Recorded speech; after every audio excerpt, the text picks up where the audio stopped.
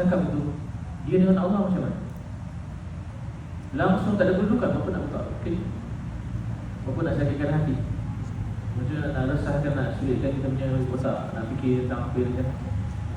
Dia dengan Allah macam mana? Kalau feel dia dengan Allah, dengan makhluk nak tunggu berjaya, walau dia panggil diri dia penyelamat dunia lah, apa ni, penjaga hak manusia, penjaga hak haiwan, penjaga hak anak kecil, dia dengan Tuhan je. Fail.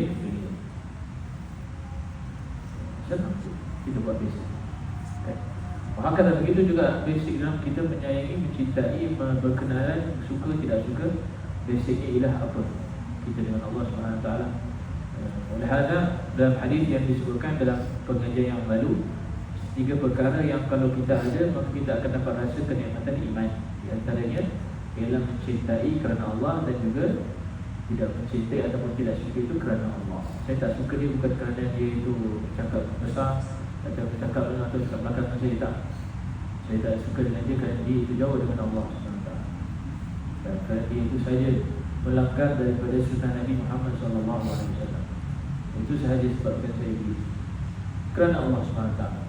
Jadi kalau kerana Allah, kalau dia datang tegur balik. Sebab saya tak suka kerana Allah.